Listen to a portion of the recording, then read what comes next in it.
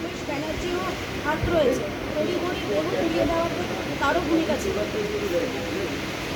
আরেকটা জিনিস শুধু বললেন যে মমতা ব্যানার্জি 15 বছর বাংলার মানুষকে বিপদের মুখে ঠেলে দিয়েছে।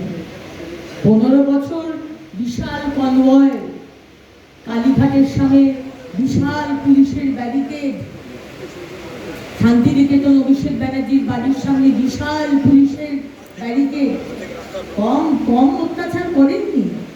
আজকে দেখাচ্ছেন যে বিরাট আপনি চান না, সুরক্ষা চান না, আপনার রাজ্য সরকার থেকে আপনার ভয়, সেসব তো বাংলার মানুষ বিচার করবে। কিন্তু 15 বছর নিজেকে সুরক্ষিত করে বাংলার মানুষকে মানে পাহাড়ের একদম এজে ঠেলে দিয়েছিল, শুধু ঠেলে দেওয়াটা বাকি ছিল।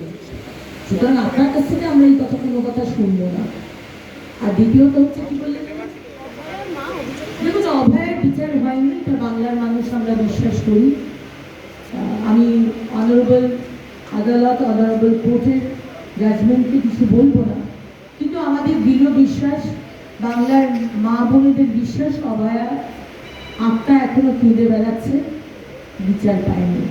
একা সঞ্জয় রয় আমরা বিশ্বাস করি না, একা একটা রোগা পাতলা লোক, তার পক্ষে সম্ভব নয়। অভয়াকে গলা টিপে চোখ দিয়ে রক্ত বেরিয়েছিল, মুখ দিয়ে রক্ত বেরিয়েছিল। একটা 30-35 বছরের মেয়েকে একটা রোগা পাতলা ছেলে একা মেরে দেবে তো সম্ভব নয়। তাই আমরা চাই উত্তরবঙ্গের যে ডক্টর কমিউনিটির কথা বারবার এসেছিল, তাদেরকে বসিয়ে অ্যারেস্ট করে ইন্টারোগেশন করা হোক। যারা যারা এর মধ্যে জড়িত, আগের মুখ্যমন্ত্রী মমতা ব্যানার্জিকে অ্যারেস্ট করে ইন্টারোগেট করা হোক, আগে সিপি বিনীত গোয়েলকে অ্যারেস্ট করে জেরা করা হোক।